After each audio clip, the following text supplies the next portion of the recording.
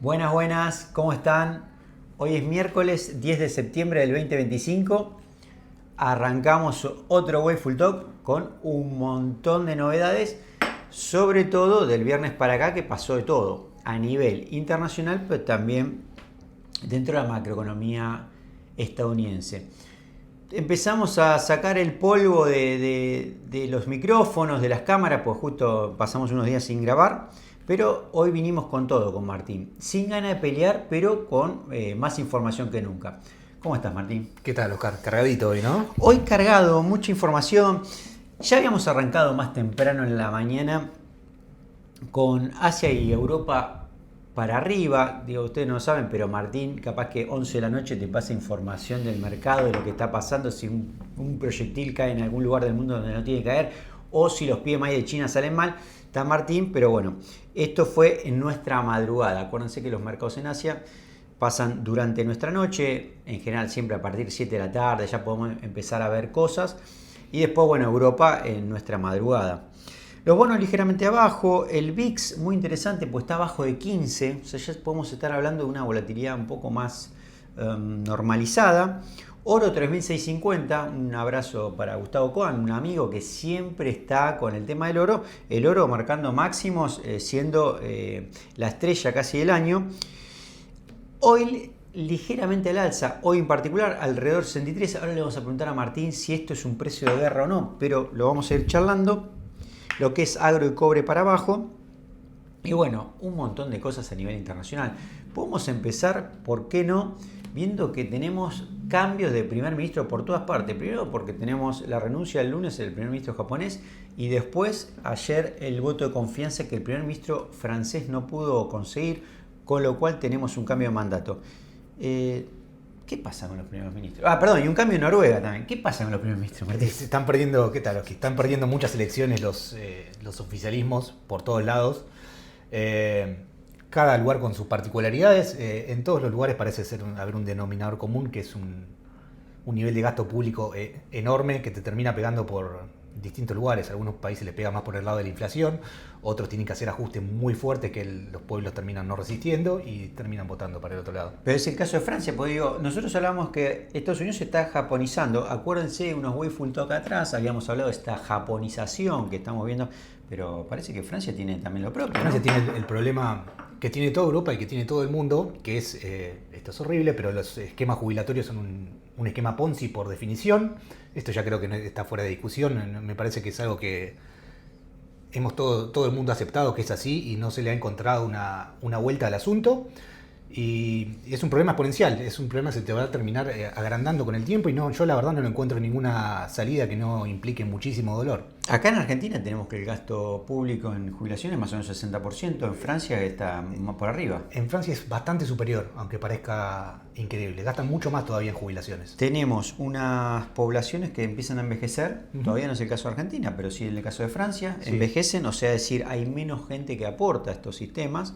Me imagino que esto fue pensado, cuando fue pensado en un inicio era cada vez la pirámide de abajo de aportantes iba a crecer, esto no está ocurriendo, y después la longevidad, es decir, las personas que son beneficiarios están viviendo más de lo que me imagino los actuarios en su momento habrán hecho. Sí, y por cómo están diseñados los sistemas jubilatorios, son sistemas solidarios, no es que vos aportás y eso va a una cajita que te va a generar interés, lo ponen en un TIBI 4,5% durante 30 años y después te devuelven tu dinero. Yo imaginaba eso, ¿eh? Uno imagina Menos eso, mal que me lo aclarás.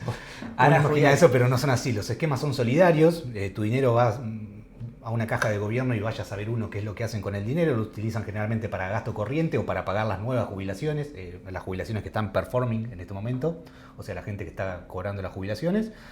Y en eso se va la plata, no se invierte en nada, entonces es completamente insostenible porque la gente, el sistema escupe mucho más dinero del que chupa, así que no hay solución. Sí. En paralelo, digamos, ya que estamos hablando del mundo, repasamos un poquito, tenemos primero que en la jornada de ayer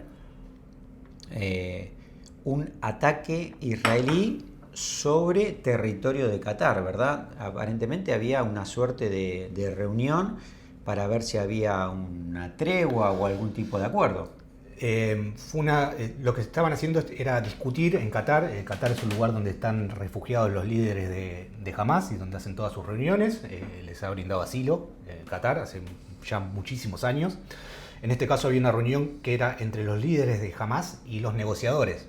Okay. Y mientras estaban discutiendo los acuerdos de paz, los hicieron volar por el aire en violación de absolutamente todo lo que se me pueda ocurrir, claro. sin avisarle a Qatar, sin avisarle a Estados Unidos. Y bueno, Qatar y el mundo árabe está que trina.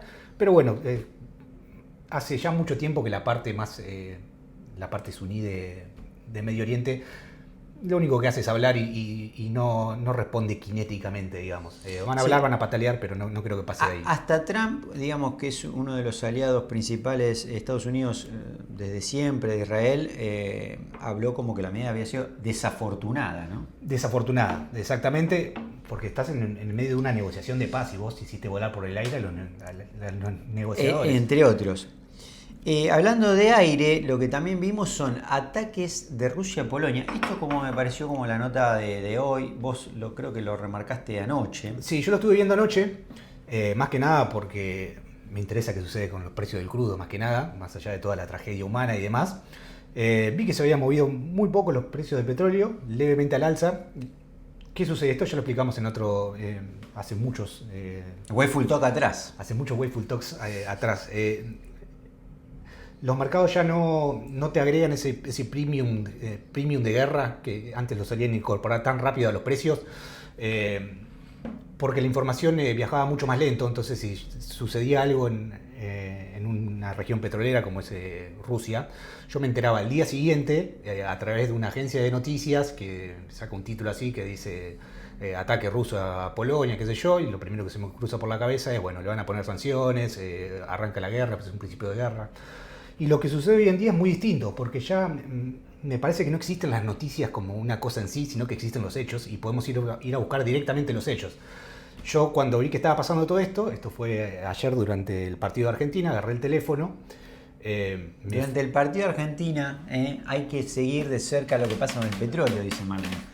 Esto sucedió justo en ese momento, yo justo agarré el teléfono y vi que estaba pasando algo y lo que hice fue, en vez de irme a una agencia de noticias a ver qué estaba pasando, me fijé que en Twitter existía la página del Centro Aeronáutico de Polonia, que no sé cómo se llama, que está todo en polaco, pero hay un botón de traducir al lado. Excelente. Y te decía, incursión aérea, parece que son 4 objetos, por motivos de defensa nacional se cierra el espacio aéreo, qué sé yo. Y ya te dice, bueno, por lo menos son 4 objetos, los pudiste identificar, van lentos, muy probablemente sean drones. Al ser drones no debe ser una incursión muy larga, lo hubiéramos visto por satélite antes, movimiento de tropas, logística, todo. Probablemente haya sido un error, están en la frontera con Ucrania, están bombardeando Ucrania, por ahí se te escapan un par de drones para un lado. En el medio abrís, puedes ver radares por todos lados gratuitos y ves los aviones de guerra moviéndose. No, pero igual Polonia tiene uno de los ejércitos más poderosos de Europa. Sí, vos a medida, es muy gracioso esto, pero a medida que te vas acercando a Rusia, si toman el mapa está Europa y Rusia, a medida que vos te vas acercando hacia Rusia, los países gastan un mayor porcentaje del PBI, claro. Son los que van acercando, a medida que te vas acercando a Rusia, el porcentaje que gastás en guerra es mayor.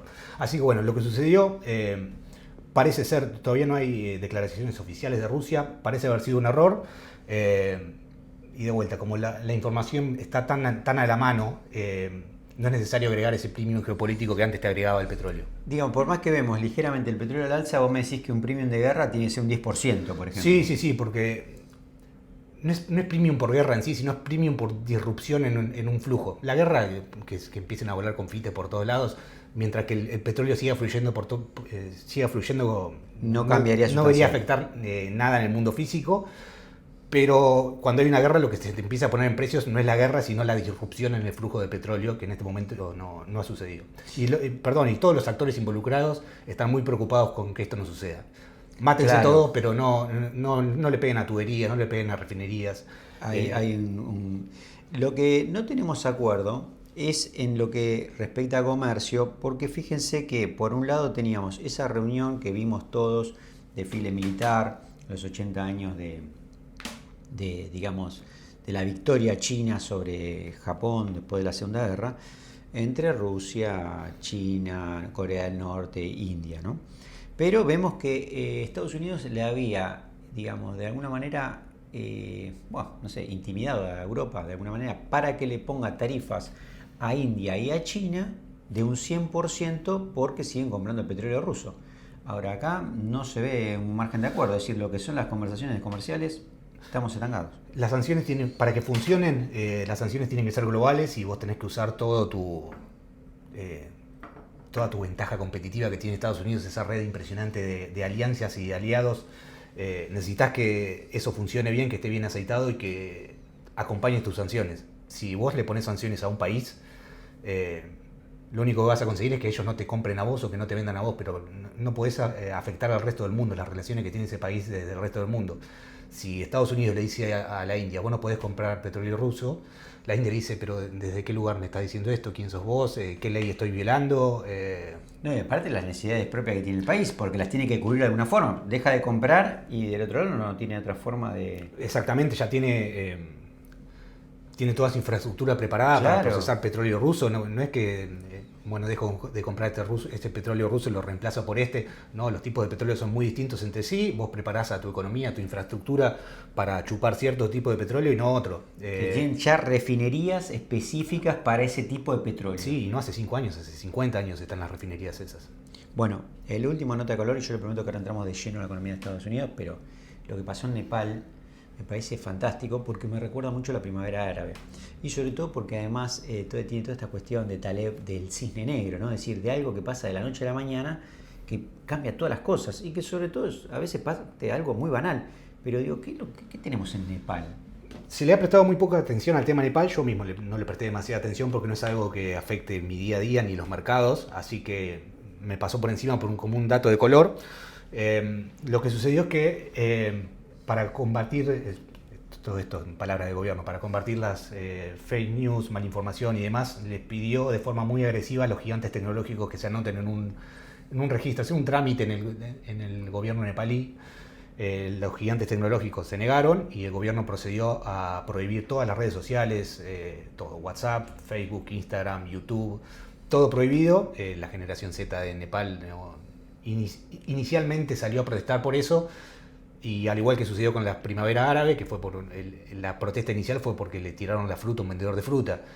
Pero se ve que había quilombitos más importantes atrás y en Nepal pasa lo mismo. Y en Nepal todo esto derivó en una denuncia gigantesca por corrupción y los nepalíes acusan al gobierno de ser nepo babies, claro. de muchísimo nepotismo, de poner en el poder a sus hijos y demás. Eso no lo toleraron, se metieron en el parlamento, lo prendieron fuego, hicieron un desastre.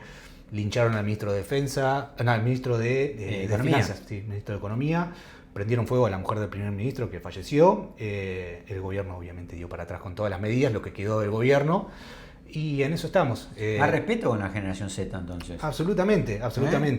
Esto los servicios de inteligencia... Esto para cuando los acusan a la generación Z de la fragilidad, ojo, atenti. Los servicios de inteligencia esto lo tienen muy claro. De hecho, es el servicio de inteligencia británico tiene un lema muy famoso que es: constantemente estamos a 72 horas de una revolución. En alguna parte. En alguna parte por el motivo que sea. Bueno, en donde sí hubo una cierta revolución fue en los datos de empleo, porque tenemos primero los datos de empleo que salieron el viernes pasado, en los cuales nosotros vimos menos creación de empleo. Acuérdense que el primer viernes de cada mes tenemos los non-farm payrolls que dan cuenta de cómo fueron el dato de empleo, que ahora vamos a charlar. ¿Por qué? Porque lo que pasó ayer fue una revisión anual de todos esos datos de empleo que vamos viendo mes a mes. Y había menos de 911.000 empleos creados. Sí, la revisión dio que hay 911.000 puestos de trabajo menos de lo que pensábamos. También podemos decir que la mitad de los puestos de trabajo que se crearon durante la administración Biden en el último año no existieron. Y efectivamente la economía está mucho más débil de lo que pensábamos. De hecho, la Reserva Federal ahora se va a ver, estamos viendo cuánto recorte de tasa va, por cuánto recorte de tasa va. Nosotros estamos discutiendo, porque el viernes hubo como que se envalentonaron, porque estábamos en que no veíamos los recortes de tasa porque la inflación no había cedido, era lo que habíamos visto sobre todo en el PCE, pero estos datos de empleo empiezan. Ayer tuvimos otro que fue el dato de inflación mayorista, los PPI, que dieron por debajo de lo... Por debajo te dio deflación incluso mes contra mes. Esto me parece como que argumenta los datos porque, claro, del otro lado veíamos una caída en la actividad, lo vemos en los informes de construcción, lo vemos en la data de la Fed de New Y York. algunos indicadores que son muy leading, por ejemplo, esto por ahí es medio de nicho, pero los precios de la madera, que en Estados Unidos se usan para construir casas, son un gran indicador para la actividad económica. Y vos lo ves que venían así y hace 6 meses es una caída vertical. Entonces, digamos, pero la inflación no iba acompañando. Esto con los datos de hoy, atención, igual mañana tenemos CPI, es decir, la inflación minorista, que es obviamente un dato a seguir, la vamos a tener mañana y de ahí vamos a tener también otro dato. Esto de alguna manera está dando cuenta de una baja anticipada de tasas, en principio, de lo que veíamos hace un mes, en donde no veíamos una idea para... En relación a la Fed, tenemos que hoy tenemos una digamos... en el Senado una votación para confirmar a Milgram, ya sería el tercer candidato de, digamos, más republicano, y no menor el tema de Cook, ¿no? Que había Trump trató de removerla, un juez acaba de confirmar que no es posible removerla, por lo menos hasta que no haya una sentencia. Lo charlamos el mismo día que la echaron, dijimos, esto termina... No va a caminar. No hay forma, esto se judicializa sí o sí. La misma mujer, aunque no quiera, se ve forzada a judicializar el asunto por un tema de independencia de la Reserva Federal. Tu deber es ir a la justicia y defender la independencia de tu puesto. Por más que ella quiera renunciar, que no lo tengo claro, tu deber como funcionario es ir a la justicia. Datos para lo que viene, entonces, mañana CPI, bueno, obviamente 16 y 17, es decir, martes, miércoles que viene, reunión de la Fed, ahí vamos a ver la baja de tasas, y obviamente el 1 de octubre, donde empieza un nuevo año fiscal y no tenemos en principio algún acuerdo sobre el presupuesto. Hay un 40% de probabilidades de un nuevo shutdown, con la posibilidad que en el caso que no se haya ningún acuerdo, se usa el presupuesto del año anterior. Al igual que Argentina, exactamente. Al igual que Argentina. Así que bueno, nada, le dejamos todo esto y lo mejor para lo que resta de la semana, esperemos que bueno, las cuestiones sean un poquito más soft, sobre todo en los temas geopolíticos. Un gran abrazo y estamos en contacto.